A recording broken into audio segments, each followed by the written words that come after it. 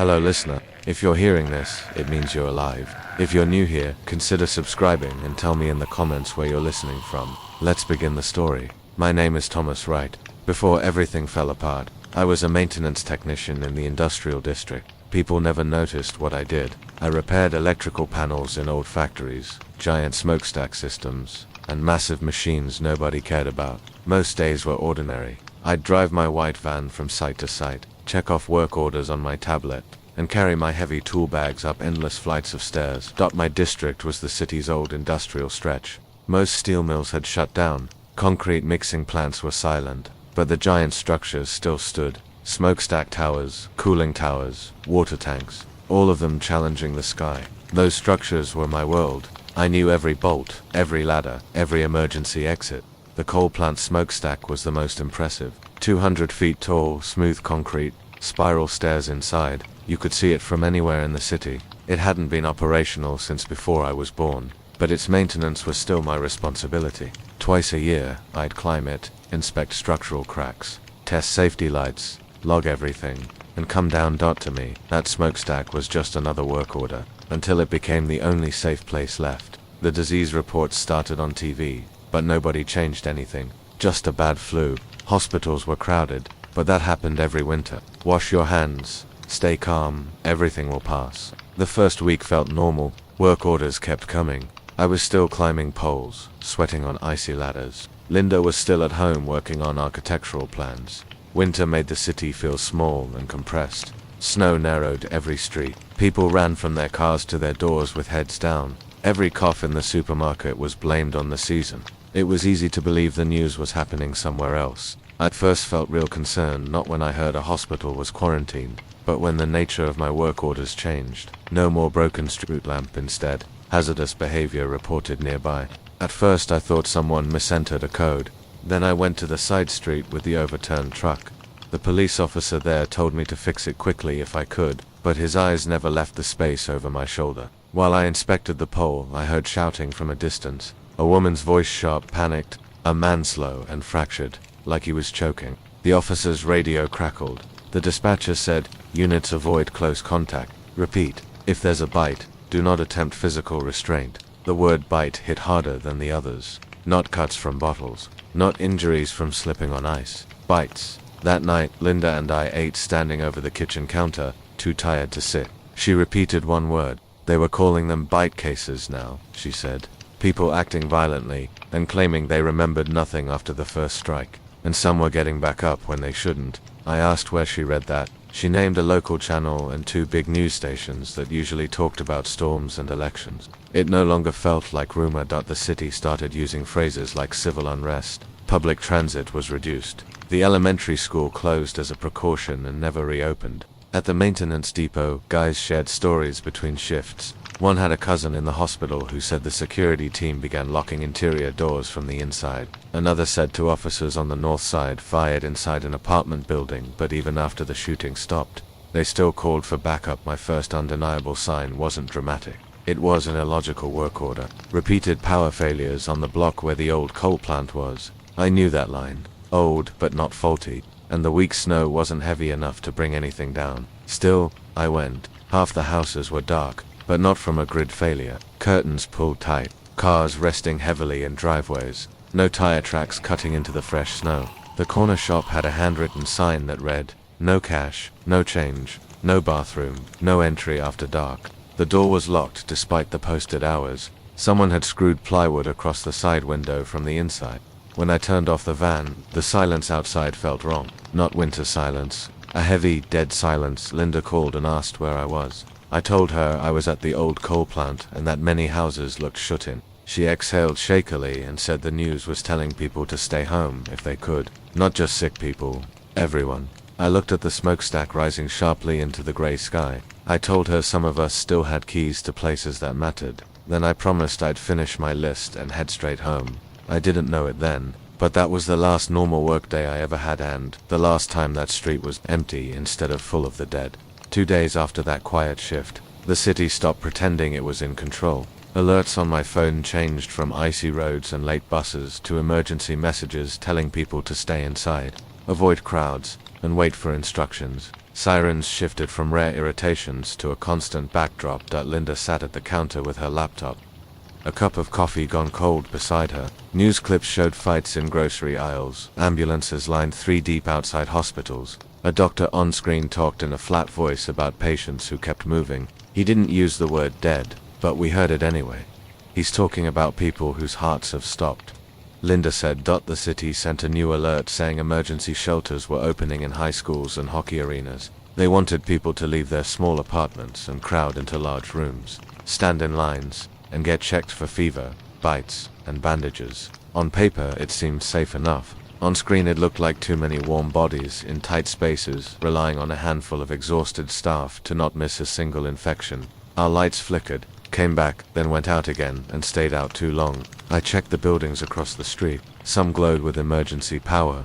Others were dark like us. My work phone buzzed on the table, rattling against the wood. 5 words from dispatch: stay home. No field response. My career ended with that message. No follow dash up. Linda shut her laptop with a snap and asked if the shelters were safe. I told her they were crowded, and if the thing spread through bites and blood, a crowd was the last place I wanted to be. She looked at me and said, if things keep sliding like this, a 2nd-floor apartment with thin doors and neighbors on every side is a terrible hill to die on. I couldn't argue. And in this town, I knew the one structure I trusted. In my mind, I ran through the places I knew, like planning a workday. The yard at work had a chain-link fence and a garage, but it sat next to a busy road with a gate motor that always froze. The water plant had thick walls but a low layout and too many blind corners. The old coal plant sat alone at the edge of town, past a row of houses and a closed gas station, open field on one side, narrow access road on the other. Most important, the smokestack was smooth concrete, no ridges, no brickwork to grab, just a clean vertical rise of 60 meters. 1 service door, 1 spiral staircase, walls thick enough to shrug off sledgehammers, and I had the key. Linda watched my face and finally asked what I wasn't saying. I told her about the coal plant, the smokestack, the spare key, and that I trusted that building more than any high school gym full of panicked strangers. She looked out the window at the rolling siren lights and said, if we're going, we should do it now, before the streets are filled with dead cars and people with nowhere left to run. That was all the permission I needed. We packed like we were leaving for a long shift. Heavy coats, hats, gloves, boots, 2 blankets tied with rope, a box of canned food, a bag of rice, a jar of peanut butter. I grabbed my essential tools: hammer, short, pry bar, a heavy coil of rope. Linda added the first aid kit, medicine, bandages, notebooks, pens, 2 backpacks and a duffel bag. Anything that didn't fit stayed behind. We avoided the main road and moved through side streets, the same shortcuts I used when I needed to reach the top of the hill quickly. The snow there was cleaner, untouched. Near the closed gas station beside the coal plant, we saw our first runner. At first it was just a shape, then a body clearing a low chain fence without breaking stride, sprinting between concrete wheel stops. It slipped on a patch of ice, hit hard, rolled, and rose in one smooth motion on hands and feet. Its head stayed locked on something further down the road. It never turned toward us. We hid behind a delivery truck until the crunch of its boots faded into the wind. The coal plant came into view as it always had on service days. Plain walls, sloped roof, and the stack rising silently on one side. The parking lot was empty. A twisted car sat near the side door, snow piling into the open driver's seat. No lights anywhere. From a distance, it looked dead. To me, it looked ready. We crossed the final stretch at a jog, scanning every angle, watching the tree line. I opened the side service door with the same key that always stuck in winter and pulled it shut behind us. Stale, cold air poured out. The main hall was to the right, wide and dark, rows of pipes and long windows facing the empty lot. I didn't stop to inspect anything. I walked straight to the smokestack door, peeled paint on flat metal, a push button. I closed and bolted the service door behind us, then opened the stack door and led the way up. The spiral stairs were as narrow and steep as I remembered. Our bags scraped the walls. Our breaths echoed. Halfway up, Linda stopped, hand on the cold stone. She said thick walls and one path upward felt like better odds than anything left outside. I told her the height and tight steps gave us a chance as long as we didn't waste it. We picked a landing 2 levels below the bells as our first spot. It had a flat floor, enough room for 2 people to sleep, and a narrow slit window facing the road. In the corner was a pile of old lumber from some forgotten repair job. We wedged the boards into the opening. Not pretty, but it worked. We could see the outside if we needed to, and no light would escape. We lowered our bags, pulled off our gloves, and stood still, listening. No footsteps on the stairs below, just the wind circling the stack and the low hum of a city losing its fight. We barely slept that first night. We shared a small meal, kept our coats on, and took turns sitting at the top of the stairs, counting each sound. The landing was only a few feet above the street, but it felt like we'd left our old lives somewhere far below. Halfway up, Linda stopped and put her hand on the cold stone. She said solid walls and a single way up felt like better odds than anything we had on the ground. I told her the height and the tight steps gave us a chance, as long as we didn't waste it. We picked a small landing 2 levels below the bells as our first spot. It had a flat floor, enough room for 2 people to sleep, and a narrow slit window facing the road. In the corner, we found a rough pile of lumber left over from some forgotten repair job and wedged it tightly into the opening. It wasn't pretty, but it worked. We could look out through the cracks to check the outside, and no light could leak out to give us away. We dropped our bags, took off our gloves, and stood still, listening. No footsteps on the stairs below, just the wind whistling around the shaft, and the low hum of a city losing its fight. We didn't sleep much that first night in the stack. We shared a small meal, kept our coats on, and took turns sitting at the top of the stairs, counting every sound in the dark. It wasn't that many feet from the street to that landing, but it felt like we'd left our old lives somewhere down on the ground. Morning in the stack didn't feel like a fresh start. It felt like we'd survived one bad roll of the dice and now had to decide exactly what to fix before the next one came. The first grey light that slipped through the cracks in our boarded window showed fresh snow covering old tracks. No moving cars, no one scraping ice off windshields. The town was frozen in place, like someone had hit pause on the whole world. Before we talked about food or sleep, we checked the things separating us from the ground. The stack's lower door was solid enough for normal life, but it had been built for code compliance and fast exits, not for keeping determined people out. Just a skin of metal over a hollow frame, a push bar, and a standard lock. Enough to keep out a drunk or a confused kid, but not a group. And definitely not for long. I told Linda we needed more. Architecture was still on our side. One narrow spiral staircase, one path of travel, thick stone walls, and no low windows to worry about. Even if someone got through the main church, they'd still have to find the stack door, break it, and commit to climbing every step one at a time. Our job was to make every inch of that progress slow, painful, and expensive. We started with what was already there. On the service level just above the base, there were a few old storage cabinets, a rusty metal shelf, and a short, heavy table. Working together, we dragged the table to the edge of the stairwell and wrestled it down until it sat at the very bottom of the spiral. Its legs braced hard against the stone wall opposite the door. The geometry worked. If the door lock failed, anything coming through would hit the table next, and all that dead weight would have to be shoved uphill against stone and friction. Linda circled the setup, eyes scanning gaps the way she did on construction sites. She knocked the wall with her knuckles and said the stone would take more force than the hinges ever could. Then she told me we needed to treat the first curve of the stairs like a second door. If you control that bend, she said, you control everything above it. We counted 10 steps from the door to the first turn, then 8 more from there to the landing we'd claimed as our space. I pictured someone forcing the door and trying to run. They'd have to duck under the low stone beam, grab the rail for balance, and shift their weight right at that curve. That was our choke point, the place where we could slow them down. I took a cabinet door off its hinges without much of a fight. With the small hand drill in my bag, I bored holes through it, then used a masonry bit to make pilot holes in the mortar joints on both sides of the stair at about hip height. I drove 2 long screws into the wall until the heads stuck out just enough. The door panel slid over them like a removable bar. If we needed to, we could drop it into place in seconds and block most of the stair width. At the turn dot, we built the next line of defense on our landing. There was a steel pipe handrail along the open side of the landing. I wrapped heavy rope around it and tied 2 solid loops, then set matching anchors in the opposite wall. A board passed through those loops would turn the landing into another barricade. It wouldn't stop people with sledgehammers and time, but it would keep grabbing hands and biting mouths from reaching us right away. Once the hardware was in place, we talked about rules. Saying them out loud made it easier to stick to them. Rule 1. We didn't open the stack door for anyone without giving ourselves time to think. No quick mercy, no just a second. If someone banged on the metal, we'd watch from above, ask questions, and give ourselves a buffer before making a mistake. Rule 2. One of us was always responsible for the stairs. If one of us went down to check the door, the other stayed on the landing with a clear view and a clear path higher up. No crossing paths in opposite directions. Rule 3.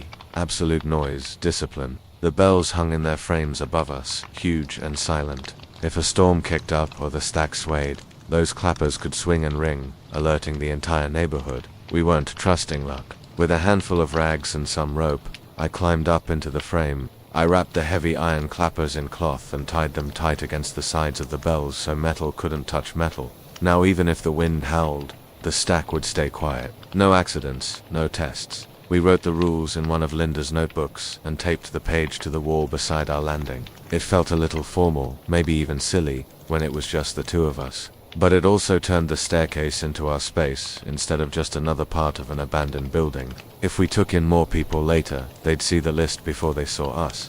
When we finished the first round of work, we sat on the steps and listened. The city felt farther away now. Fewer sirens, no horns, just the wind and the occasional dull thud from somewhere we couldn't see. It was the first time in my life I'd reinforced a building not to bring people in, but to keep the world out. We didn't know if the stack was strong enough or if our rules would hold once fear and hunger started pushing them. We only knew this was our place now, and leaving it would mean starting from zero in somewhere far more exposed. Winter didn't pull its punches. Just because we'd climbed into a stone tower, the cold still seeped through the walls and the metal door, a heavy, bone-deep weight that settled in our lungs. By the second morning, it was clear that coats and blankets would only slow the freezing, not stop it. If we wanted to last until a thaw, we needed real heat and some way to control it without burning the place down or sending a signal to everything within 5 miles. I told Linda about the old Castillon stove I'd seen in a side storage room off the main hall. It had been left there years ago when the parish updated the heating system. I said if it was still there and the flue was intact, we could haul it up one level and keep it directly beneath us. The stone floor would hold the heat. She looked at the stairs, ran the risk in her head, and said we'd go once in daylight and come back with anything that would help us stay warm and dry. But we weren't making a second trip. We waited for the brightest part of the day, around noon, then went down to the base of the stack and listened at the door until the silence felt real. The service hall on the other side was empty. The main sanctuary was cold and still, rows of pews stretching into the dimness. Tall stained glass windows glowed faintly without direct sun. A line of snow sat under one cracked pane, but there were no bodies, no movement.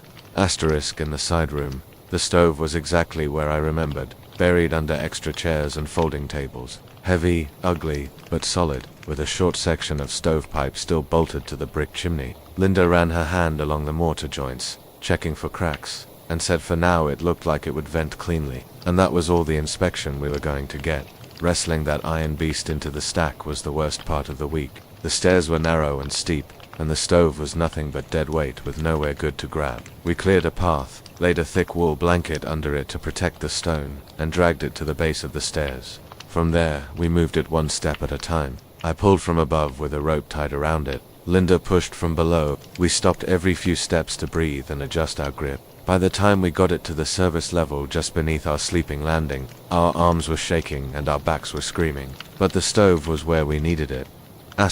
We set it on a bed of spare floor tiles to catch any stray sparks, lashed it to the iron railing so it wouldn't shift, and connected it to an old flue access we'd found behind a loose panel. Fuel came from the only source we could reach without walking back into town, the church itself. The rear pews were thick oak, dried for decades and older than either of us. We picked the two farthest from the doors, checked the floor around them for blood or drag marks, then broke them down with a sledgehammer and short pry bar. Every crack of the wood echoed more than I liked, straining my nerves, but nothing moved in the shadows. We carried the split pieces back to the stack and piled them beside the stove. The first fire felt like a test we couldn't afford to fail. We needed heat, but we couldn't afford a signal. I told Linda, this wood is bone dry. It should burn hot and clean. Very little white smoke. We started small. The smoke pulled perfectly into the pipe instead of our faces. After a few minutes the air near the stove felt different, lighter, drier, especially compared to the damp chill clinging to the stairs. Before we let ourselves relax, we agreed on a hard rule. The fire only burned when one of us was sitting with it, preferably at night or in high wind, so any trace of smoke dispersed quickly. And never while we both slept. Water came next. The janitor's closet tap beside the service hall coughed up a muddy spit, and then nothing. That was the end of easy options. Outside, snow lay thick on the field and the stone ledges around the church. It was the only clean source we could see. We kept a galvanized bucket by the stack door. Every time whoever was on door duty went down, they brought back a load of fresh snow, dumped it into a dented pot on top of the stove, and waited. It was a slow process. A full bucket of fluffy snow melted into only a few inches of water. After it boiled hard for a full 5 minutes, we poured it into jars and bottles, marking the safe ones with a strip of blue tape. Food turned into a numbers game. We spread all our supplies on the landing floor, counted every item, and Linda logged everything. Canned soup, beans, a few tins of vegetables, a bag of rice, dry pasta, some peanut butter, and a couple of chocolate bars we'd grabbed without thinking. We circled anything that needed long boiling and saved it for days when we were already running the stove hot for heat. Breakfast slid into midday and became a small meal we ate closer to dark. Going to bed on an empty stomach felt wrong, but picturing empty shelves in 2 weeks felt worse. Seeing the hard numbers in the notebook made it easier to put the spoon down when we needed to. The last problem was the one everyone in the movies prefers to ignore until it becomes an emergency. The stack didn't have plumbing we could trust, and our bodies weren't going to wait for the city to fix its sewer lines. The dead toilet near the base was outside our safe route and tied into pipes. We didn't want to test. On the level below the stove, we found a small windowless pocket of space, just stone walls and a low ceiling. We cleared the trash cans out and set up a heavy plastic bucket lined with thick contractor bags we'd found in a closet. After each use, we added a scoop of wood ash from the stove to cut smell and absorb moisture. When a bag was full, we sealed it tight, once a day. Whoever had door duty carried the tied bag down the stairs, cracked the stack door carefully, and walked outside beyond the low wall. On the far side of the building, we picked a spot where the ground dropped into a steep ravine, far from the clean snow piles we used for water. It wasn't pleasant work, but it kept the stack clean and disease-free. Within a week, we had a routine that almost felt like a schedule. Check the door and the first bends of the stairs. Feed the stove short bursts of dry oak. Melt snow, boil water, split wood and stack it. Wipe down the rail and the floor. Eat slowly. Watch the thin slice of street we could see through our window. And then sleep in short shifts, trading off listening duty once darkness settled. On the 8th day in the stack, the silence broke. We'd gotten used to the wind whistling through the stonework and the distant, wet thumps of snow sliding off the roof. But this was different. A new sound at the base of the stack, distinct and deliberate, not the erratic pounding of the infected. Tight, rhythmic, patterned. 3 knocks, a pause, then 3 more. Too even to be one of the dead throwing itself at the door. Too patient to be someone in full-blown panic. I went down to the landing just above the door while Linda moved higher, keeping a clear view of the stairs below. We already had a protocol for this. If anyone approached, I would be the voice, and she would be the eyes watching for any movement I missed or any weapon lurking in the shadows. Through the narrow slit window just above the base, I looked down. A man stood outside the stack door, shivering slightly. He wore a heavy canvas coat, a bright orange municipal safety vest over it, and a thick knit hat. Snow dusted his shoulders. His hands were spread out from his sides, fingers open, like he wanted us to see they were empty. Slung across his back was an old Woodstock shotgun, barrel pointed down, the kind you see in truck gun racks, not in police departments. I waited until he knocked again. 3 knocks, pause, 3 knocks. Then I raised my voice enough to carry through the cold stone and said, "Step back from the door. Take 2 big steps back. Keep your hands where I can see them and don't touch the shotgun on your back." He flinched at the voice coming out of the rock but didn't run. He stepped back, raised his palms higher to show he wasn't reaching for the strap, and said, "Name's Hank, City Services. If this is a church at the end of the district, you've seen my truck go by 100 times." I heard Linda shift her weight on the stairs above me. The handrail gave a quiet creak, and I knew she was ready to drop something heavy or signal me to pull back. I kept my eyes on him through the slit and said, "You're at the church stack. If you really work for the city, tell me which yard your trucks sleep in and exactly what it says on the main gate." He exhaled a long white breath into the air. He looked up toward the window and said, "North yard, right by the train tracks. Big blue public works sign, and under it there's a smaller white no public dumping sign nobody reads, because the ditch is full of mattresses." That matched what I knew, down to the mattresses. But in a world like this, one correct answer wasn't enough to unlock the only door between us and everything outside. I checked the corridor beyond the stack door through the other viewing slit. No second figure lurking. No long shadows plastered against the wall, waiting to rush us. Outside, the snow showed a single, clear, solitary track of heavy boot prints coming off the side road and ending at the door. No extra paths spreading out to surround us. No drag marks from gear or bodies. Nowhere for someone to crouch close enough to grab me at the threshold. If it was a trap, it was a very thin one. He shifted his weight from one frozen foot to the other. Careful, knowing sudden motions were a bad idea when someone was watching from above. Staring at the stone, he said, "I saw smoke from this direction 3 nights in a row. Not much, just a thin grey line near dusk, like someone who knows how to hide a fire but never really can. Everything else out here is either burning out of control or staying dark." I figured this was either a smart camp or a bad surprise, and I ran out of better options. I listened to the tempo of his voice, slow, tired, flat, the sound of exhaustion, not the jittery, sharp edge of someone looking for a fight. I asked the standard question, the one that mattered more than his name. "How long since you were bitten, scratched, or covered in someone else's blood?" He answered without a moment of hesitation. "No bites, no scratches, and the only blood on me was from busting my knuckles on a frozen plow frame 3 days back. My partner went down 2 days ago and stayed down. If I thought I was next, I'd be walking away from a stone box, not toward one." That fit with what I'd seen in his face when he first looked up at the sound of my voice. Deep lines from cold and lack of sleep, but no fever-bright eyes, no glassy, clinging stare. Still, I wasn't ready to open the door. I told him, "Turn in a slow circle with your hands up, then kneel down, put the shotgun on the ground in front of you, and roll your sleeves up to your elbows."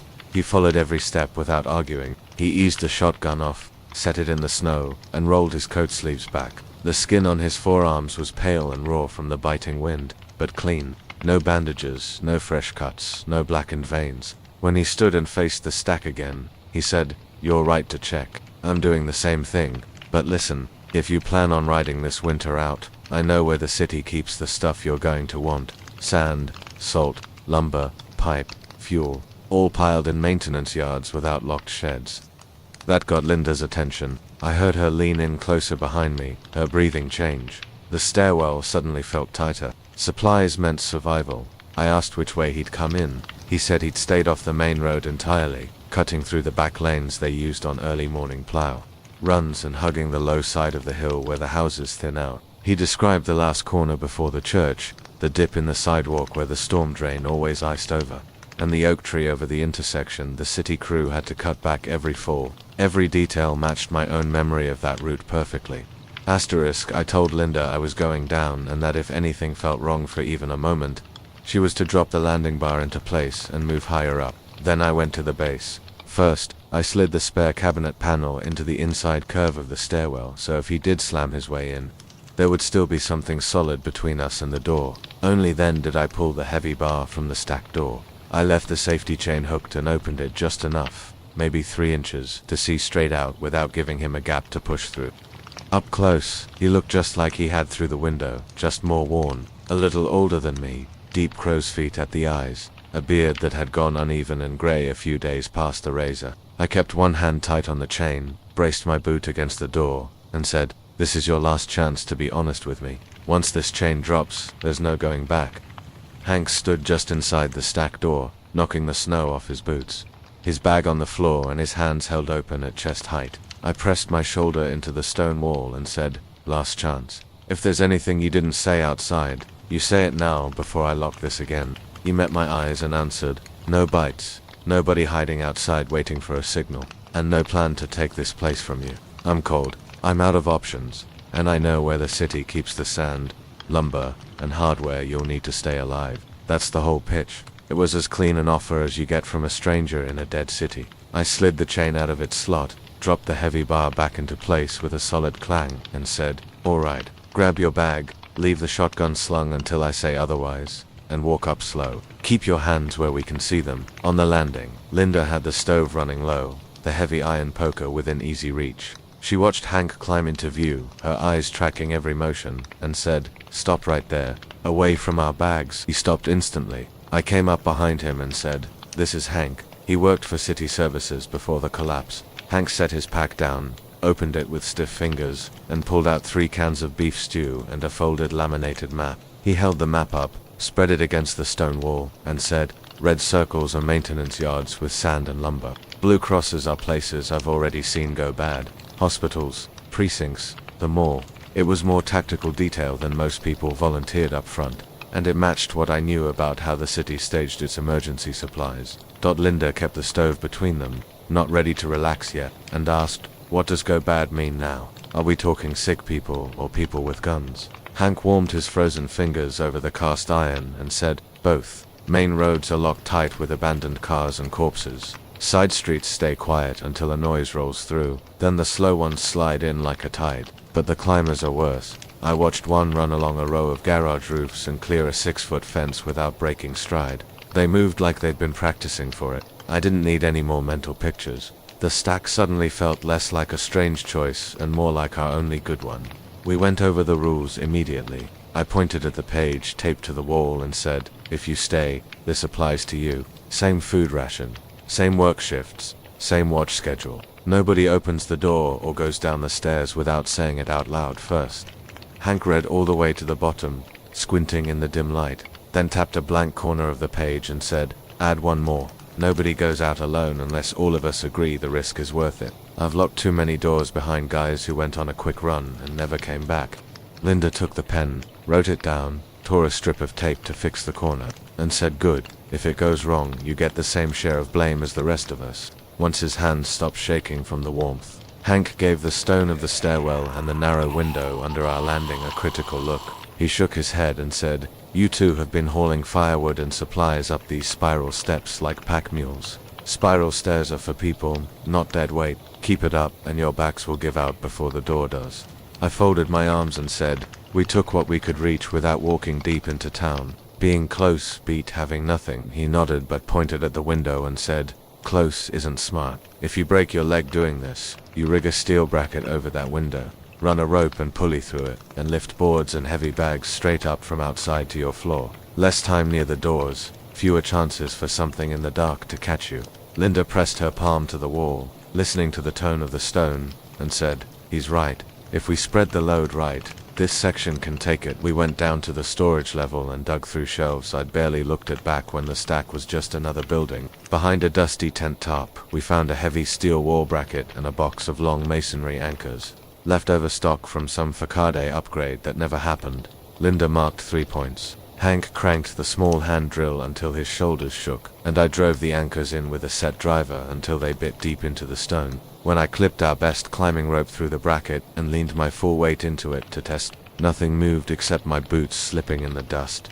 Hank wiped sweat and soot from his forehead with the back of his wrist and said, "Good, now this place has more than luck holding it together." That night, we spread Hank's map between us on the floor. I pointed at the nearest red circle, the yard by the rail line, and said, "Can we reach this without touching the main road?" Hank traced a thin spiral line with his finger and said, "If we cut behind this row of houses and use the accident side alleys, yeah, last time I passed it 2 days ago, the gate was hanging off the hinges and the yard was quiet." Linda watched his hand move across the map and said, "The two of you go. I'll stay here, keep the stove low, and keep the door closed. If it goes bad, someone has to be on this side to work the lock." I looked at her and said, "If we don't make it back by dark, stop waiting and run this place like we never left." She nodded once, face set, and said, "Then don't be stupid. Be back before dark." We left in the flat gray light of early morning, moving behind empty houses and staying clear of open corners. The maintenance yard sat behind a chain-link fence with its gate hanging half off the hinges. Plows and salt spreaders rested in silent rows under the snow. No running engines, no sound. We ignored the office building entirely, too many corners, and went straight for the sheds. We loaded a low steel cart with heavy sandbags, 3 pressure-treated boards, and a crate of galvanized screws, leaving the neat row of fuel cans for a future run. The trip back was slow and heavy, the cartwheels crunching on ice. Every open stretch of ground felt like a bad idea waiting to happen, but nothing followed us back up the hill. As soon as our knock hit the board, Linda opened the side service door and shoved the cart in behind us before closing it again fast. We rolled it to the base of the stack, right under the newly bracketed window. We clipped each sandbag to the rope, then divided the work. Hank managed the clips at the bottom, I hauled the rope up the stairs, and Linda pulled each load through the window and stacked it. By the time we stopped at the first bend, we had a waist-high wall of sandbags behind which you could crouch and fire into our deadly funnel. Our sleeping landing finally had real teeth. We were entombed. Fresh snow wiped the slate clean every morning, hiding our old tracks and making the street below look abandoned. Our days settled into a grim loop. Check door seals, feed the stove with short oak splits, hoist supplies through the window, and listen to the wind. 3 people filled the stack comfortably, but it still felt like hours. A tight little unit with a rhythm we understood. That's how it stayed until the morning it changed. A 4th voice came from outside, not with a knock, but a greeting. Short, controlled bursts of sound bounced off the stone, projected by someone who knew how to carry their voice without shouting. I went to the narrow window just above the base. Hank immediately slid into place behind the sandbag wall at the first bend, shotgun resting along the door. Linda stayed higher up, ready to signal. Below, a single man stood a few yards out from the stack. He wore a long wool coat and a thick scarf, white hair spilling from under his hat. His hands were raised clearly, palms open. When he saw movement in the slit window, he took 2 slow, deliberate steps back and said, "If there's someone inside, I'm clean. I'm alone and unarmed." I scanned the path behind him. Fresh snow showed a single set of tracks coming from the direction of the town square, nothing looping out to surround us. I kept my voice flat and said, "Stay exactly where you are and keep your hands up." He raised them higher, exposing his wrists, and said, "My name is Elias Ward. I used to lead this congregation back when people came here to pray on purpose, not to hide." Hank shifted his weight behind the sandbags, lowered the muzzle slightly, and whispered, "That's him. That's Father Elias." I didn't drop my guard. I went through the standard list. How long since you were bitten, scratched, or covered in someone else's blood? Elias answered, "No bites, no scratches. The only blood on me was from my own nose when I slipped on the ice 2 days ago. I've been alone in the rectory since the worst of it started. If I were turning, I doubt I'd have the patience to stand here and talk this long."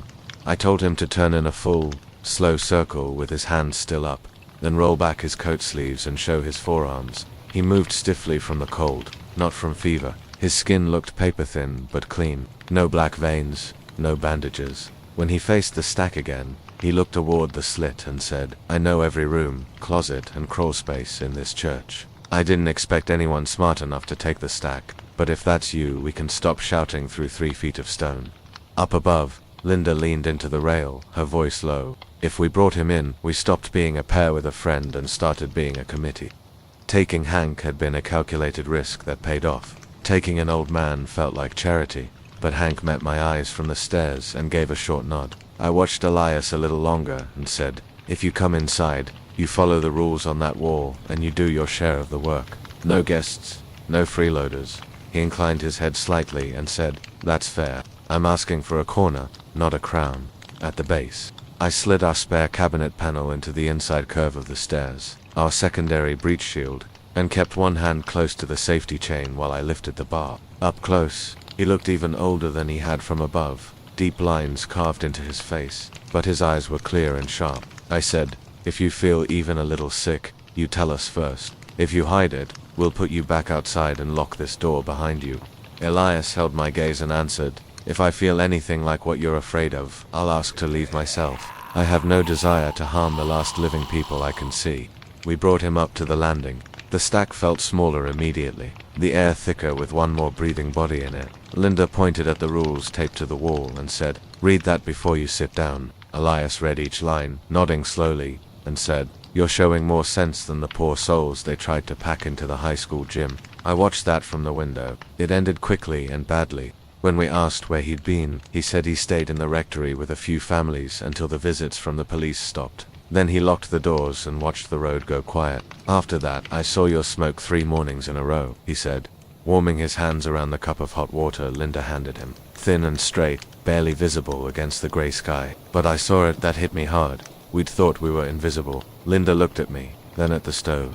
Elias tightened his grip around the cup and said, "Don't worry. Most people don't look up, but I'm offering what I know. There are storage closets off the back hall you've probably missed, a low crawl space under the choir loft, and a small rainwater system under the rectory kitchen that might still be holding ice or water. I also remember exactly which houses on this block used to brag about well-stocked basements." Hank raised an eyebrow, impressed. So you're our neighborhood guide.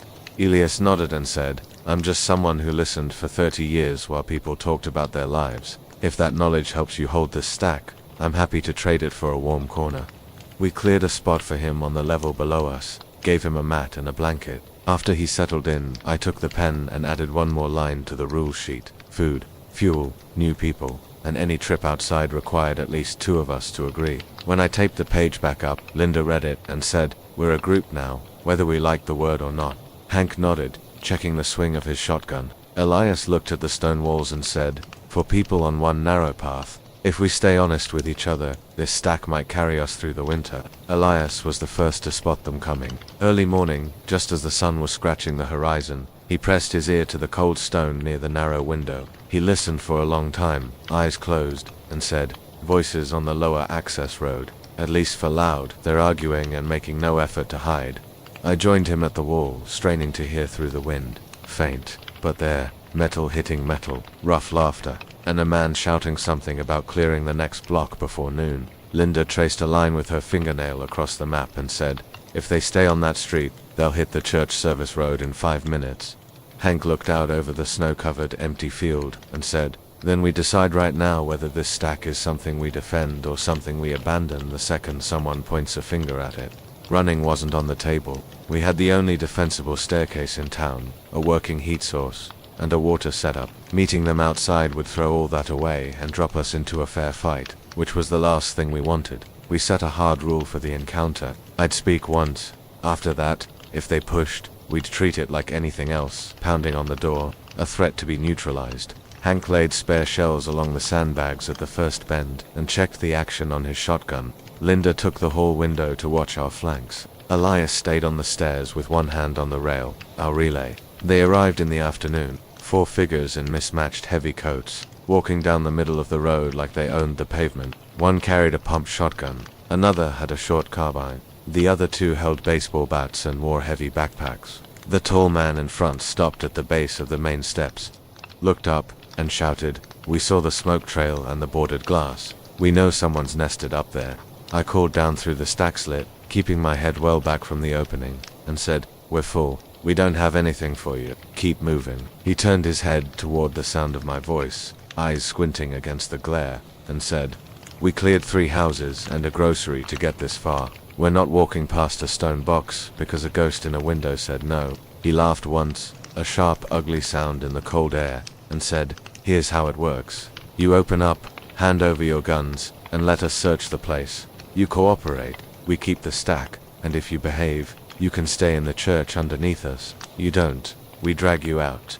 There was nothing in that deal we could survive. I shouted back, not happening. That's your last warning. Take your people and walk while you still have the choice. He spat into the snow, waved his people forward, and cut around toward the side of the building. One of the bat carriers shifted his grip like a batter going to a heavier stick and ran toward the door we actually used.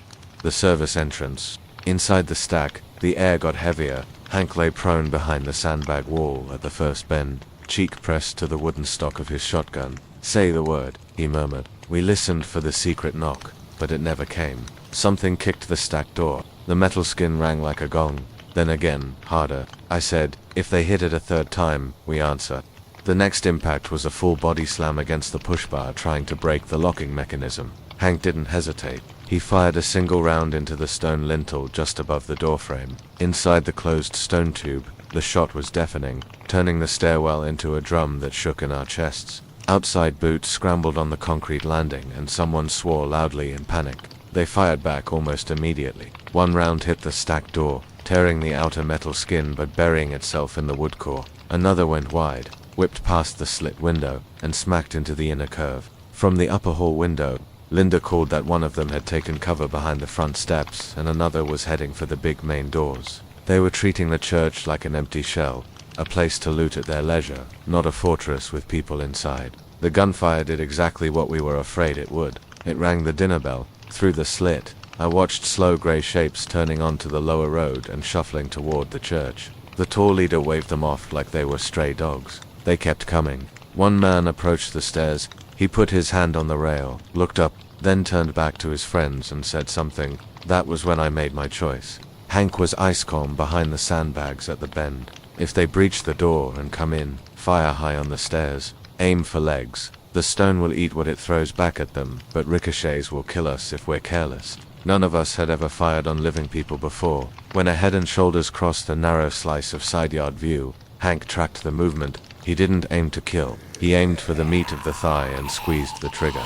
Outside, a man screamed a high, human sound that cut through the ringing in our ears, dropped his shotgun, and scrambled behind the concrete steps, leaving a bright red smear on the snow. Meanwhile, more walkers were dragging themselves in from both sides of the street, all angling toward the noise. A climber finally appeared, coming at a run from lower down the hill. It cleared a parked car, slipped on a sheet of black ice, scrambled back up on all fours, and went straight for the loudest, most active point, the cluster of attackers on the front steps. From the window, we watched it hit the group. For a few chaotic seconds, the tall man and one of his crew were on it, shouting and smashing with the butts of their guns. With their attention split, two slow walkers reached the same spot and turned the scuffle into a frantic, bloody pile. One of the outsiders broke first. He abandoned cover, fired his handgun backward without aiming, and ran for the road. Hank tracked him in the slit for a second, then lowered the barrel. "Let him go," he said. "For once, he's moving in the right direction." The others were still trying to drag the wounded man clear when they tried to drag the wounded man clear, but the weight of the dead pulled them down. The tall leader, out of pure helpless rage, fired at the stack twice more. His shot sparked uselessly off granite that was never going to open. Then he fell back toward the side street, eyes wide and locked on stone that would not give. The climber made the final call. It tore free of the pile of bodies and went for the only target still on his feet. The last we saw of the tall man was his heavy coat vanishing between two houses, the climber sprinting after him. The yard in front of the church settled into a slow, ugly motion as the dead closed over what was left of the attackers. The gunfire stopped, replaced by wet, tearing sounds. Inside, we stayed away from the windows and let the echoes fade. The air in the stairwell smelled of burned powder and ancient dust. My hands shook enough that I had to set the spare ammo box on the floor. Hank kept his cheek welded to the stock of his shotgun for another full minute, then sat back and said, "The door held. The sandbags held. We're still here." Elias gripped the iron rail, his knuckles white, and said, "We never invited them. This is what they chose. They forced the hand." Linda sat on the landing, breathing hard, and said, "Next time someone points a gun at our walls and smiles, remember today." When the only sounds left were the wind and the faint shuffling of feet in the snow, we went down to check the damage. The stack door was dented and scarred, but still solid on its hinges. One round had punched through and buried itself in the sandbag at calf height. Fresh chips marked the stone where wild shots had hit high. Through the slit, the yard looked worse than the day we arrived. More bodies in the snow, more dark stains, but the stack was sealed. That night, by stovelight, we added another line to the rules sheet and taped it into the empty corner. If a group shows up with guns already out and orders on their lips, we don't negotiate a second time. The stack was still ours because we treated it as something worth fighting for, not as a prize we'd trade away to the first voice shouting from the street. The morning after the fight, the stack felt heavier. The physical space hadn't changed. The same cast iron stove ticked and pinged as it cooled. The same wind pushed around the exterior stone, but the air inside sat differently, thicker, full of something we couldn't vent out. We had fired on living people now, not just the moving dead, and they hadn't taken the stairs. That fact shifted the floor under us. This place wasn't just a temporary shelter anymore. It was a place we had chosen to hold and paid for in nerves and gunpowder. Linda boiled water on the stove and passed hot cups around. Nobody spoke for a long time. Hank sat with his back pressed against the sandbags he'd built, staring at boots he hadn't taken off in 24 hours. Elias stood by the narrow slit window, head tilted, listening to the wind and to the distant groans coming up from the yard. When our hands finally stopped shaking enough to be useful, we walked the stack like a job site. Hank and I started at the door, the impact point. The metal skin had buckled inward where the bullet hit, like a punched-in stomach, but the hinges were straight and the frame was still tight to the wall. The sand behind the impact was dark and clumped from absorbing the energy. I dug out a pocket of it from the bag so any new round would have fresh space to die in. At the bend in the stairs, the sandbags felt solid. They didn't shift under pressure or vibration. The boards at our sleeping landing stayed in place. Linda tapped each wall anchor with the back of a wrench, listening for the ring of metal, and said, "Nothing slipped." The stack did exactly what we asked it to do. Elias rubbed his face, looking tired in the grey light, and said, You're talking about this like it's a renovation project, she answered without looking up. It is. Projects can be controlled and designed. Luck can't. I'd rather trust bolts. Outside, the yard in front of the church had turned into a horror show. The gunfire had rung like a dinner bell, pulling in more dead from the surrounding blocks. Now slow grey shapes wandered aimlessly among the frozen bodies of the attackers. We made a new rule on the spot.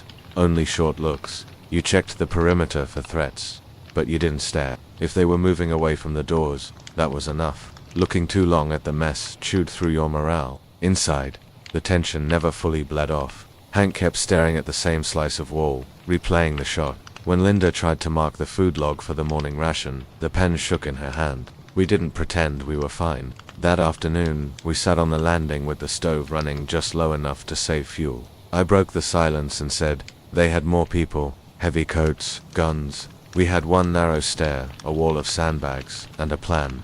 The plan worked. Nobody on our side got caught out there. That matters more than how ugly it looked. Hank nodded once, a sharp little jerk of his chin, and said, next time someone comes to our door with a gun shouldered, we don't wait for the first shot. We answer first. We define the engagement. Linda nodded, eyes on the map, and said, we also need to see people earlier. I want them spotted at the end of the street, not once they're already under the windows. We have to clear our sight lines. Elias listened to all of us, then tapped the notebook sitting on the crate and said, you did what you had to do, but it's still going to sit in your head and rattle around. Write it down. Not for anyone else to read. For you. When you can see the reasons on paper, they move less in the dark. That night, I added a new section to the back of the journal for hard calls. Short, blunt lines. What happened, what we chose to do, and what it cost us. Once the damage checks were done, we finally talked about the part none of us had said out loud yet. Up until that day, my brain had kept a fantasy list of options running. The maintenance yard, a bigger municipal building, maybe even a refugee camp outside town if the radio ever came back. For armed strangers at our door burned that list to ash. Now anywhere we moved to would start weaker than this, and, in the end, draw the same kind of desperate people. Anything that showed signs of life would. Rhea stood at the window, watching the distant strip of highway and the dead houses beyond, and said, there's nothing near us that beats this setup. We've got height, a single stair, 3 feet of stone, and space for heat and storage. If we leave now, all we're doing is starting over somewhere softer that we can't defend.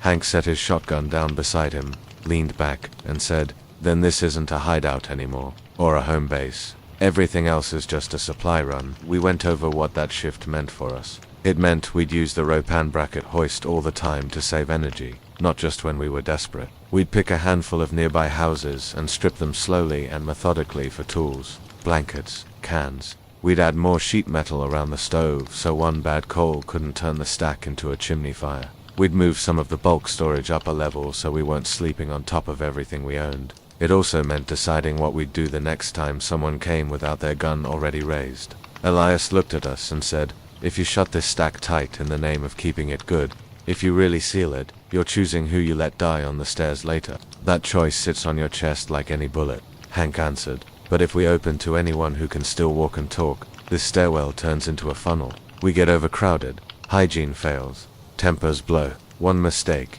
and we all go down together.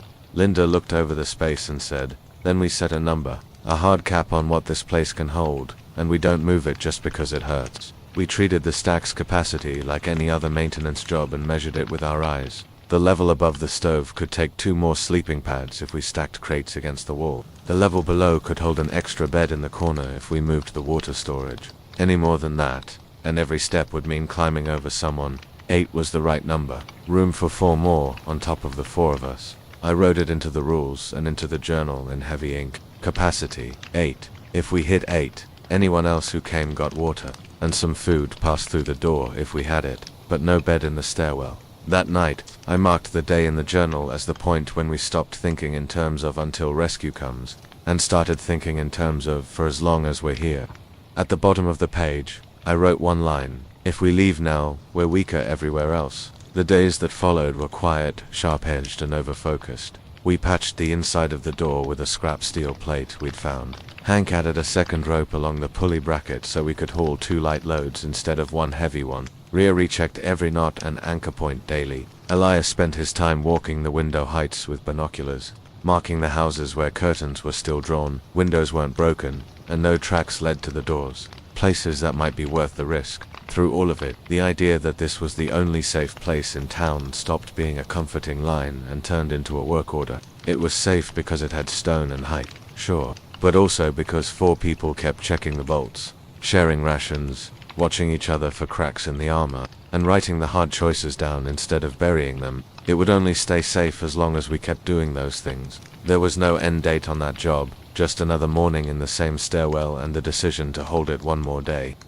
We never hung a sign out front, but that stone stack became our answer to every new problem the world threw at us. When the cold bit harder in January, we didn't just shiver. We cut more seasoned oak and fed the stove. When the food stores dropped, we didn't panic. We planned different scavenging runs and came back slow and heavy. When strangers pressed against our perimeter, we didn't bargain. We used the spiral stair, the sandbags, and the kill funnel to send a message that couldn't be misunderstood. The place worked not because it was magic, but because we treated it like a machine that could fail any day we stopped paying attention. Looking back, I know the building didn't save us by itself. The sliding stone walls and the height gave us an edge, sure, but they only mattered because we held the door. Because the rules were written on the wall in plain view and our eyes stayed open. I'd spent years fixing cable, breaker panels, and streetlights without thinking much about what sat around them. In that stack, I learned that the structure you choose matters as much as the tools in your hand. You can't fix a bad position with good intentions.